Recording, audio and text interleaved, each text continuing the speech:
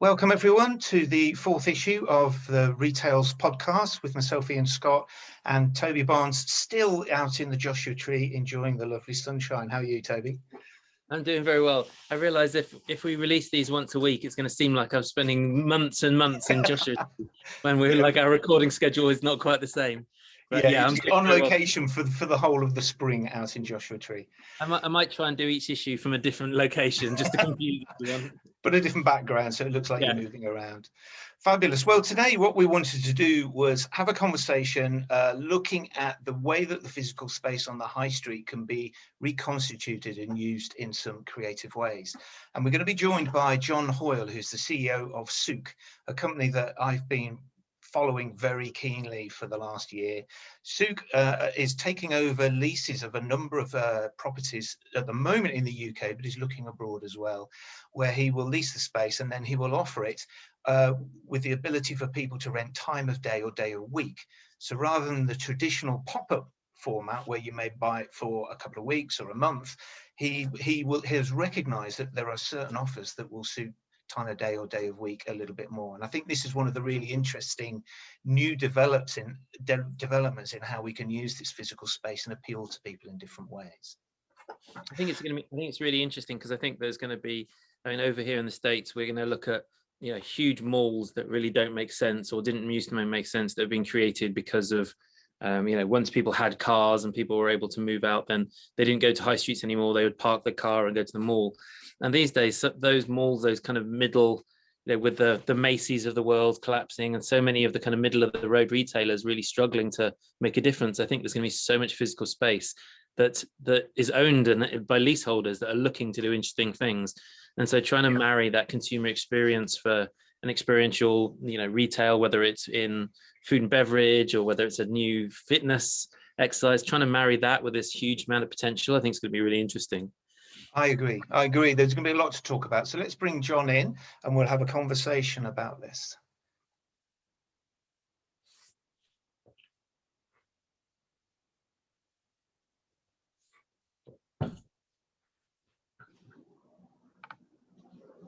Hi, John. How are you? I'm good, thanks. Welcome to the Retails podcast. As myself and here's Toby, who's out in Joshua Tree at the moment, enjoying some beautiful sunshine, just as we are in the UK at the moment. Yeah. I gather you're in your Oxford Street location at the moment. Is that right? I am. We've got a partnership with Move GB, which is that's Oxford Street. The noise in the background. That's your authentic sound effects, just to make it feel like you're actually in Oxford Street. Yeah, we're doing this partnership with Move GB, who are a big UK network of fitness instructors, and so just there might be a bit of disturbance because there's lots coming to see the space for future use, basically. Not a problem.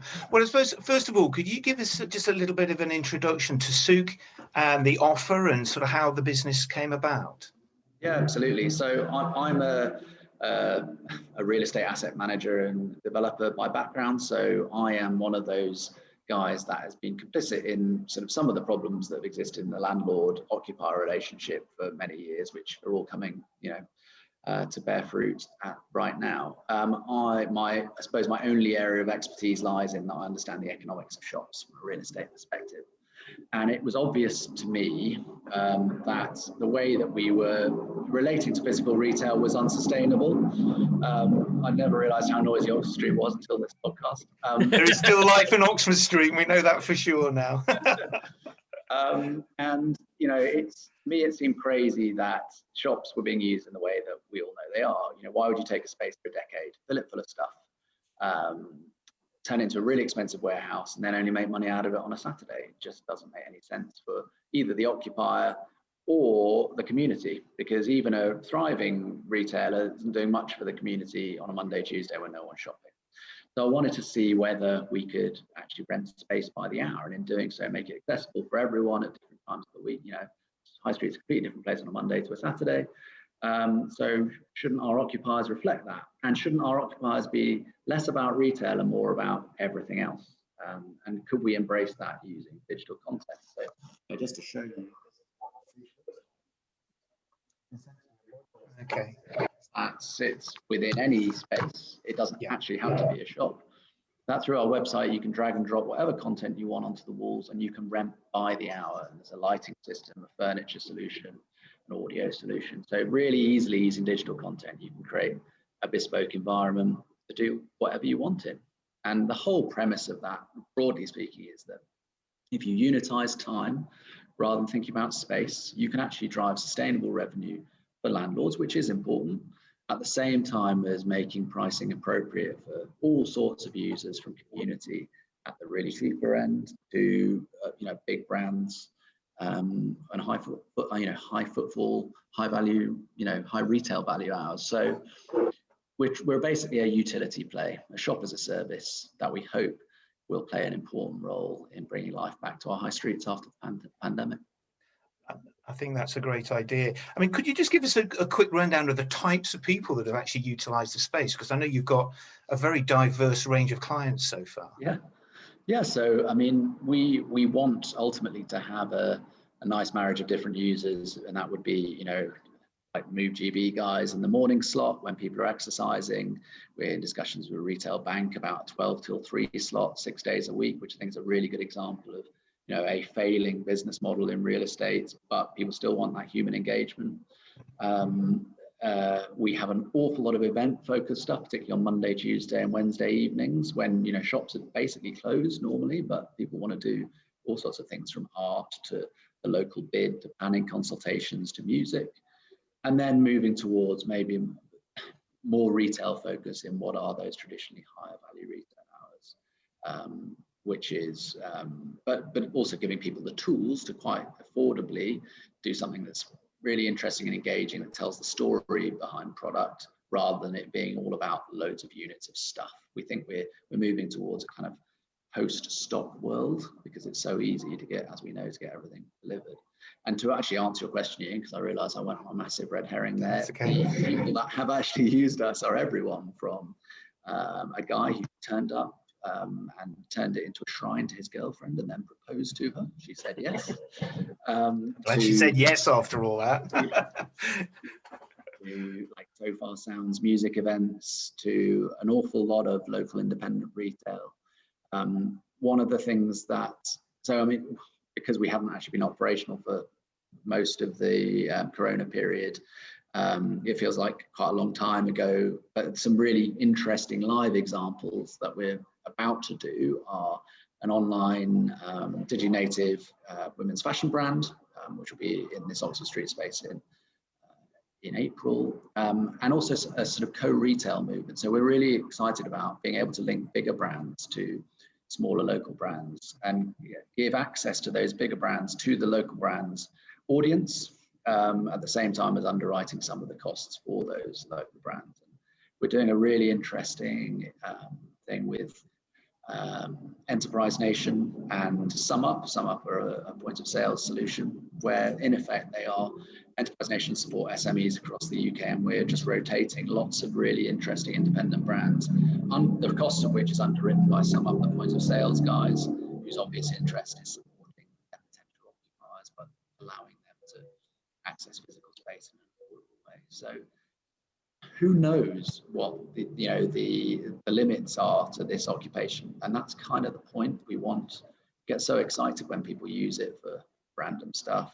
We've had baby massages, hypnobirthing, hen do's, festivals, more normal kind of retail, startups, crowdfunding, office meetups, and UK planning laws have relaxed quite a lot recently, which makes all of that possible. It's interesting. I think that one of the things you touched upon was the digital native side. I think there's a lot of people who are kind of selling things like brand new ways to do kettles and coffee machines and so many of those things, which are, there's a company called Mudwater that I've done some work with, which is a kind of coffee alternative, like a chai tea coffee alternative. And there's only so much you can do online. Like, they've got amazing videos, they've got an incredible community, but like the opportunity to trial that is something that you want to be able to do, and to be able to put that into a space that creates a trial environment, I think is super exciting. And they have all the content, they can just come in there. Well, exactly, Toby. I mean, trialing is something that we're really passionate about, because if you think about, if you're a fledgling business owner, and you want a shop, you're going to have to take a big risk personally in many instances to get that going, and you don't know whether it's going to succeed. Our solution is exactly as you describe, about people being able to test at an affordable level, and that goes for big brands as well as startups. And we have a pretty developed analytics offering, so that you can, rather than gut feel, oh, I think I need to be in Oxford Street on a Saturday, you can actually learn how customers have interacted with the digital content on your walls. Got an API that links to people's sales, so they can see how well they did. And the digital content is also completely versatile. So our Edinburgh site, which opens on the 24th of June, has a completely identical configuration to Oxford Street. So you could be in Edinburgh the day after you're in Oxford Street, or at the same time. And you can learn from both of those experiences, work out how to get the most bang for your buck in terms of physical experience. That's a good idea. It's interesting you mentioned like other sites, because when you were talking, it's Oxford Street makes sense because there's a huge amount of foot traffic and people are going to stumble across your store.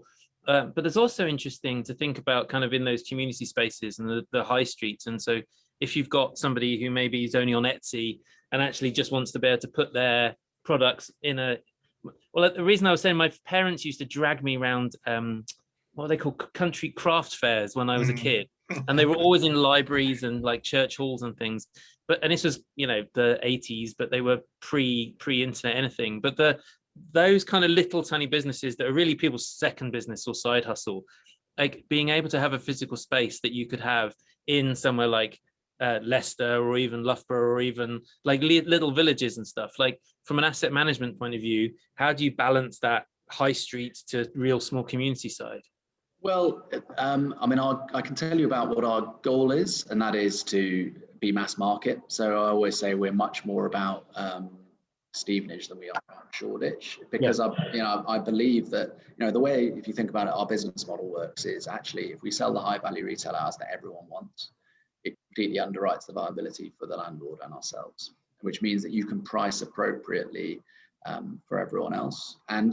But if you are busy in that everywhere else time, that also can drive viability if the retail offering isn't necessarily as strong.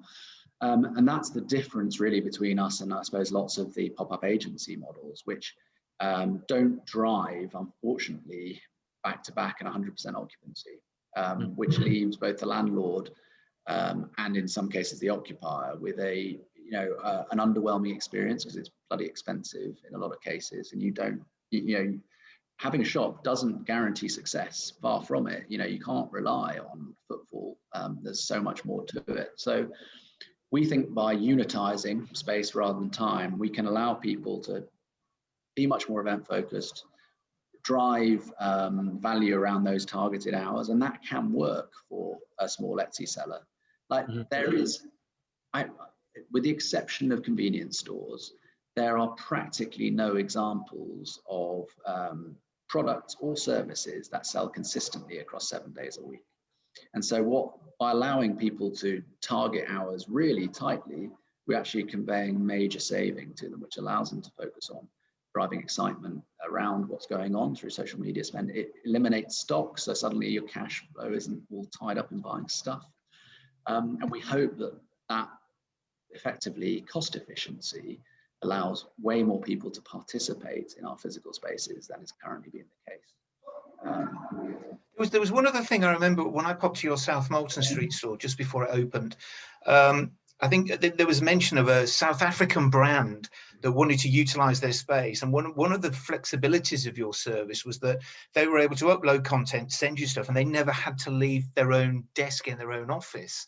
So I think what I quite like about that is the logistical ease, as well as carbon footprint, and obviously the cost of doing that sort of thing as well. So that's a very useful development that I think that you offer in that way. Yeah, well, one of our stated goals is to try and sell a product or a service from every country in the world. And I kind of really like that in a post-Brexit world. Let's bring more engagement internationally than less. Our spaces are deliberately designed to be a complete shop as a service offering.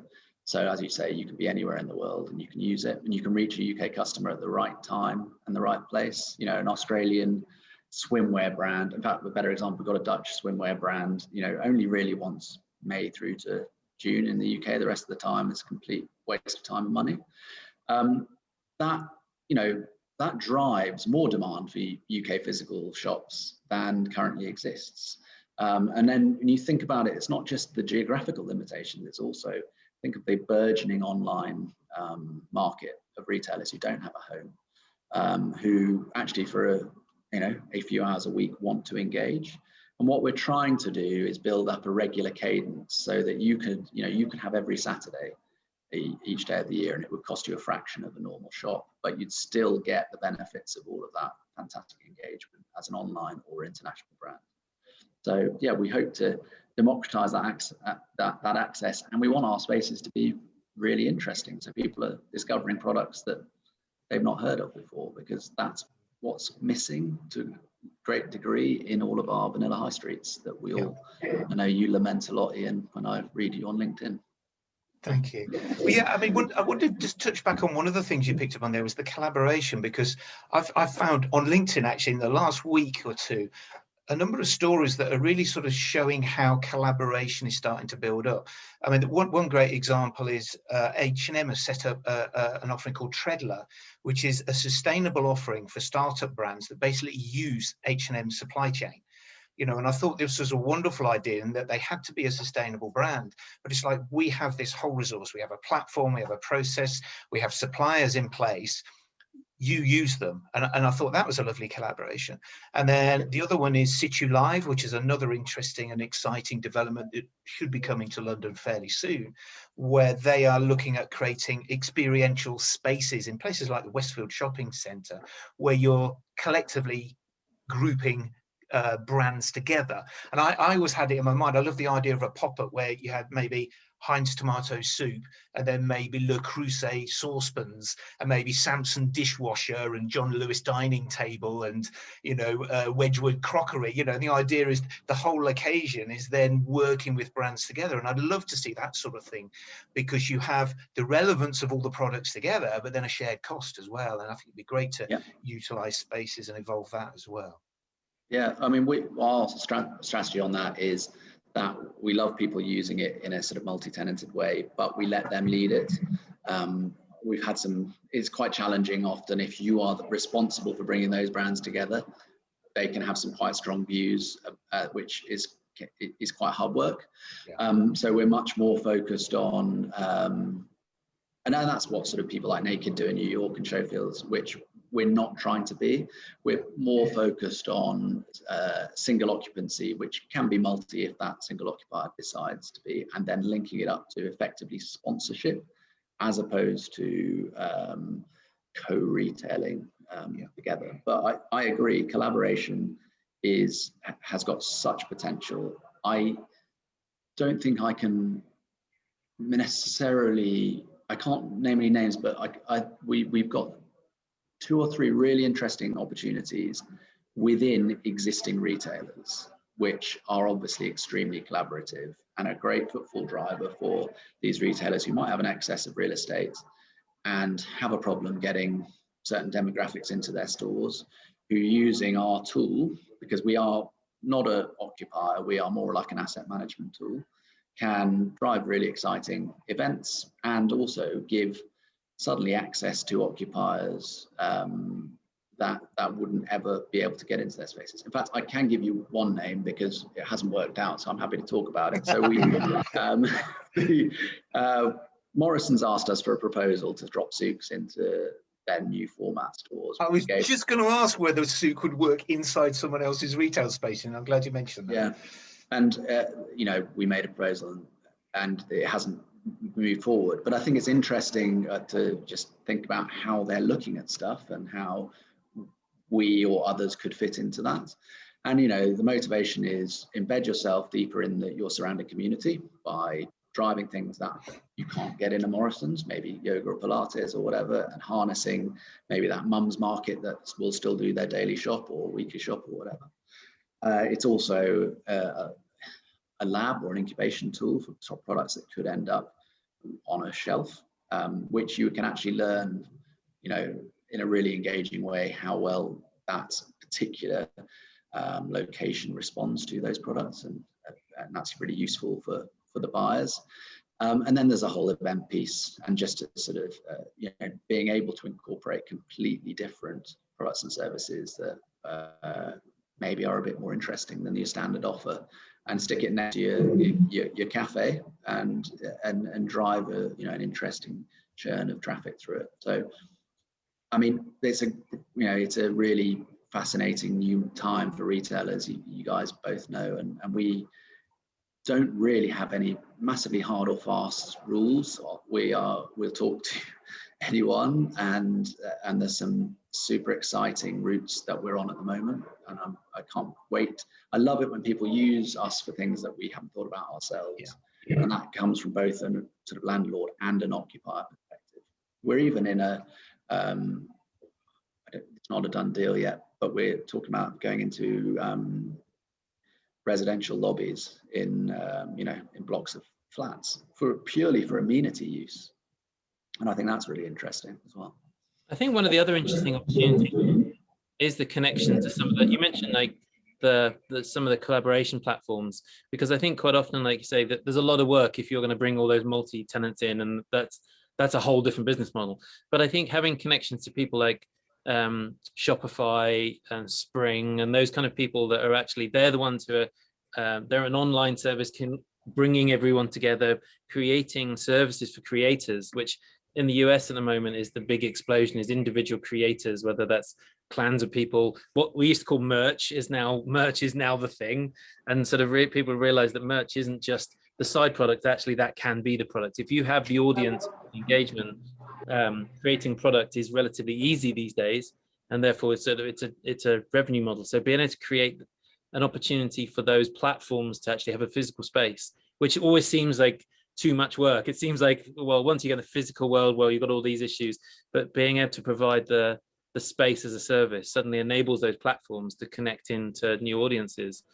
I totally agree with you, Toby, and without mentioning any names, that I mean we're on that, and what's cool is from a cost price comparison, I mean, to talk about, let's say, an Amazon clicks and mortar movement, which you've been familiar with from a couple of years ago,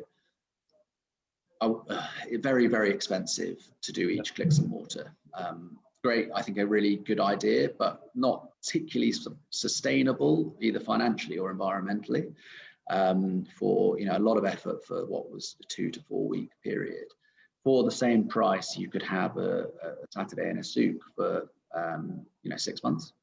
And it's just thinking about what's a good way of engaging with space on a regular basis, rather than this stop-start. I need to do a pop-up for a month. Well, actually you don't, because no one's going to be in that pop-up Monday through to Friday. And exactly as you say, Toby, like that support for bigger brands' customer base, it's a great way of driving brand awareness, doing something good for the community and for smaller brands, but then ultimately serving your own self-interest as a business to retain your customers. Can I ask a question, slight left field question? We've been talking quite a lot about Oxford Circus and Oxford Street, and as you're there, like you're having a more of an opinion than I do, and I haven't been there for probably 5 years now. But I mean, just what do you feel like the future of Oxford Circus is? I mean, it's one of those things we talk a lot about high streets, and we can talk about community high streets and so on. But we've seen some of the stuff in some of the moves in New York, where people moving away from Fifth Avenue, which is my kind of equivalent to Oxford Street for New York, and people moving to Brooklyn. There's a lot of people moving out of Oxford Street over to Shoreditch, or moving to other areas and becoming more of a mixed use area, because you had before lockdown restaurants, and you had shopping, and you had all these other things. Oxford Circus and Oxford Street really is just shopping. And is there a future for Oxford Street? I mean, I think so. I mean, there's quite a lot of trauma here at the moment, but there's also people are quite alarmist about it. I mean, let's not forget that the flagship model has always been deeply unsustainable. And I think for the big marquees that people want to come to London to see, they're okay with that. Although you could argue that Microsoft pulling out is an indication of the exact opposite, but but I almost see them as a bit of an outlier because they're in a position to be like, hey, everyone can work from home forever. Like, personally, I don't believe that is the case, but you know, and it's also lovely to be Facebook or Microsoft or whoever who can say, yeah, that's fine. We've got the cash, so everyone just do whatever.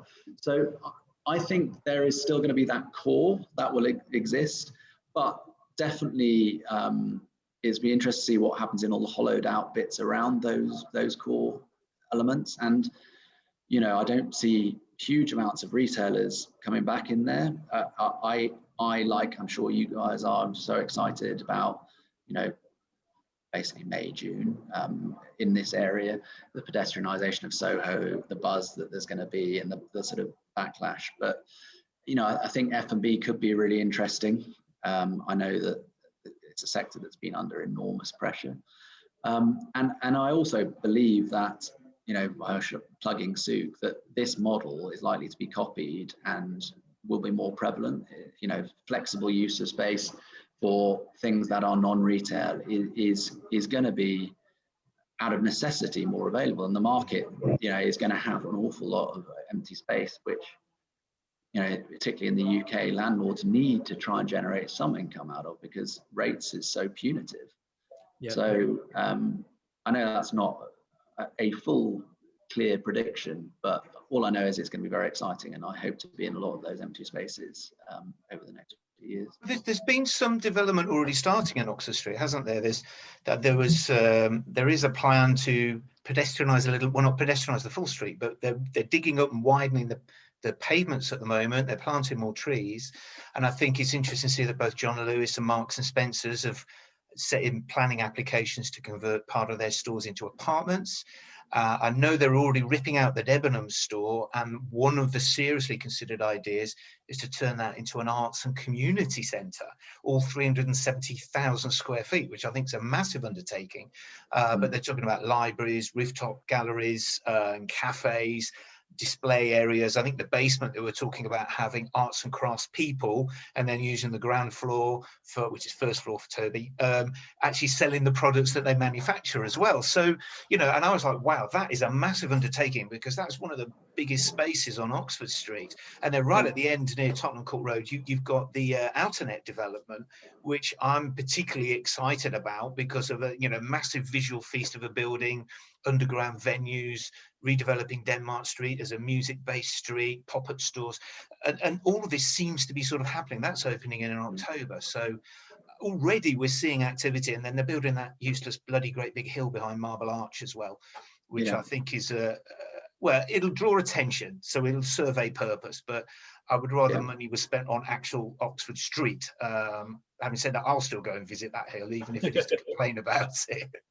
Well, I mean, yeah, and I'm slightly less excited about sort of infrastructural spend on streets, because my whole mantra is that it's not necessarily about that. I mean, don't get me wrong, I want the spaces outside our shops to look as good as possible, but I don't think that solves the bigger issue, which is this structural relationship between landlords and the money that owns them, and occupiers who have had to play to the rules of landlords up to this point. You know, so that for me is the core issue of what needs to be solved to unlock what is a huge amount of value in built assets. You know, we're so lucky in the developed world to have all these amazing built assets, and the only reason that they're not full and occupied is our own construct, basically, which is part greed, part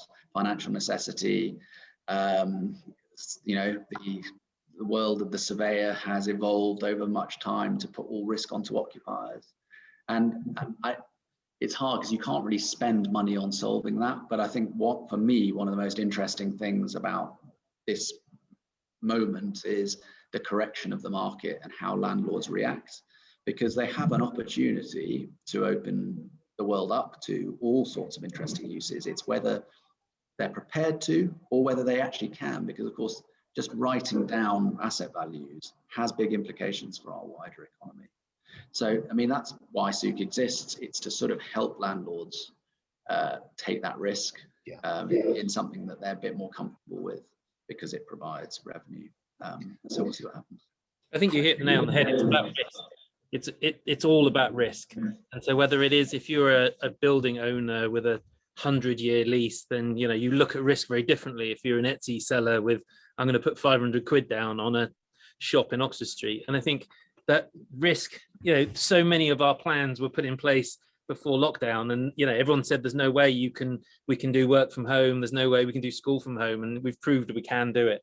So it's all proving out risk, I think, as you said, is absolutely the thing that's going to unlock a lot of interesting things.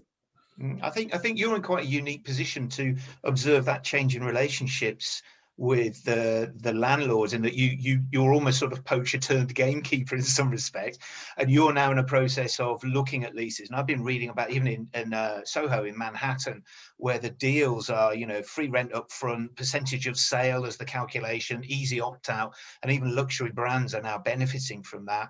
And I had a really interesting conversation crop up on LinkedIn today, where the percentage of sales conversation became a sticking point because the landlord was going, well, you need to factor in a percentage of your online sales. And personally, I think that's valid because the physical space contributes to that. It's like, how do you calculate? So it's almost like a new world that's evolving in this relationship. And I actually call it the perfect storm, where the government, the landlords and the retailers are all losing money. So you've got all three vested parties that are collectively want to find a way of making this work. And there's normally one that wants to change and the other two not interested. So I think it's a fascinating time. I mean, how have you been getting on with leasing and working with landlords as you expand your offer? Well, I mean, that's why I say Corona has been a weird thing for us, because it's prevented us from developing a track record for the best part of a year. But it's totally changed landlord attitudes. I mean, we had done deals with some forward-thinking landlords in advance of Corona, such as Legal & General, who you don't necessarily associate with being risk takers. The pot of cash that they protect is all about, managing risk, not taking risk. But they, and we're now doing great work with people like Derwent and Grosvenor, who are very forward-thinking and supportive. And there's a whole list of big institutional landlords there. But there's no doubt that it is easier to have those conversations now that they're on their knees than it was when they were suffering from, and I've had it myself, some of the kind of, call it clientitis, which is, hey, I'm a landlord and I own this, and you do what I say. That has not entirely, but for the large part, been stripped out. And, but landlords are, are not the enemy. I think that, there's an unhealthy debate where people blame landlords for this problem. It's, as you say, it's a combination of a lot of factors. And I don't even think rent is the biggest issue. For me, it's the inertia and the inflexibility of these relationships that get stretched out over a long time, because they're all based around really expensive and unnecessary fit outs. And those really unnecessary and expensive fit outs create a static solution that's bloody boring anyway. So you're creating a shop that no one these days is that interested in, that you need to have a 10-year lease to pay off. And it creates a world where only the strongest brands can survive, which means our high streets are boring. It's a vicious circle that's being broken by this Corona moment. I'm pleased that landlords are more amenable to trying different stuff, but we still really want to be a tool for them to help them and to drive more revenue for them. Just doing it in, frankly, a smarter way. If you think about hours, divide 120 hours up over a week, it's not difficult to generate way more rent than a headline lease in 2019 would have achieved. You're just charging people a small premium for flexibility. And that's why landlords are bought into us, because they're like, okay, we don't know what income you're going to provide us in 10 years from now, which is what our kind of model's all about. But you might provide 3 times more income than we would have got otherwise. Well, that's interesting. Let's go for it. And given that we've got 100 shops, devoting a couple of them to this model is interesting. So that's what's driven Sook's success. That and a dissatisfaction with, I think, the incumbent brands in the market, who are basically just short-term estate agents masquerading as tech companies that don't really drive space activation. They drive pocket surges of activity and then vacancy, which isn't an ideal outcome for anyone. I agree. I think it's going to be a fascinating process, I think, over the next 12 months. And I certainly think that what you're doing is one of those really interesting pioneering ways of sort of taking this physical space and repurposing it in a really engaging way. And it's great to see how the landlords have been responding to that as well, and embracing it. And like you say, it's not saying you benefited from COVID. That's an unfair statement, but the situation that has arisen out of COVID has allowed you to develop your model in maybe a more creative way, certainly. And it's global. I mean, you know, not only do we have interest from over 60 landlords across the UK with, you know, we'll have a dozen sites by Christmas, but it's Poland, it's South Africa, it's Japan. The interest is universal, and people are just so much more open to sharing, you know, which is what this is all about: sharing assets that we already have as you know, as nations that for some reason are all sitting there empty. I agree. Well, brilliant. We're about to run out of time, so I want to thank you for that, because I thought we were going to be talking about shops, and I love the fact that we've sort of veered into a little bit about the landlord and the estate side, because it's one that you know very, very well, certainly better than maybe Toby and I do. And I found that really fascinating. So really, thank you very much for your time on that, John. And I My pleasure. Look forward to coming down to the Oxford Street site in April when the stores open and having a look around. Great. Nice to see you. See you soon. And you. Bye-bye. Thank you very much. Cheers, John. Bye. Well, that was fascinating. I've always loved what they do, and it's interesting seeing John's approach, because he's like you say, he was an estate person rather than a retail person. So that perspective was really interesting. Yeah, I think it's an area that there's just going to be more and more things happening, whether it is in malls or whether it is in the high street. And I think that the more times that we see people giving opportunities to manage that risk, I think it's only going to be more and more exciting. I agree, and it's great that he's now got this more proactive relationship with landlords. And also, like he says, it's quite interesting to see some of these big established companies looking creatively at ideas like that. I'm sure they wouldn't want every street, you know, every property on somewhere like Oxford Street to be that model. But the great thing is there's a huge opportunity to introduce this as one of the interesting variances, and particularly that scalability. We keep talking about Oxford Street, but Oxford Street is one of those, you know, weird, unique environments. I like the fact he was referencing Stevenage as a target rather, and the idea that it can scale, can go into residential. As I said, I was about to ask him about the shop-in-shop format. And it's interesting to see that he's already been talking about that. It must be a nightmare trying to work out what his target audience is, because it's just like anyone that might have some use for a physical environment. So huge scope, but difficult to focus. The time element's going to be interesting as well, to see if you can have stores that are only open in the evening or only open before 9 o'clock in the morning. That's going to be interesting to see what happens there. And whether maybe he might have different formats. You know, it could be interesting that maybe there's a really big space that could be more about events, and there could be little corner pocket spaces as well. You know, it's interesting to see that Oxford and Edinburgh, Oxford Street and Edinburgh are the same format, and I love that thinking. And right, you can now duplicate. You can do, you know, the Scottish capital, and you can do the English capital, and you can literally just pick it up, take it, no reconstituting, which makes it a lot easier as well. So yeah, it's a fascinating subject. We're still not good at ends. You're giving me huge amounts of anxiety. I can see the less than a minute walking up, and I'm just like, we're going to carry on again. The conversation keeps slowing down, then we're going to start again. So we need to. I think we'll quit while we're almost ahead. I think. Yeah, absolutely. So excellent. Thanks for that, then, Toby, and we'll catch up again soon. Cheers. Speak to you soon. Bye.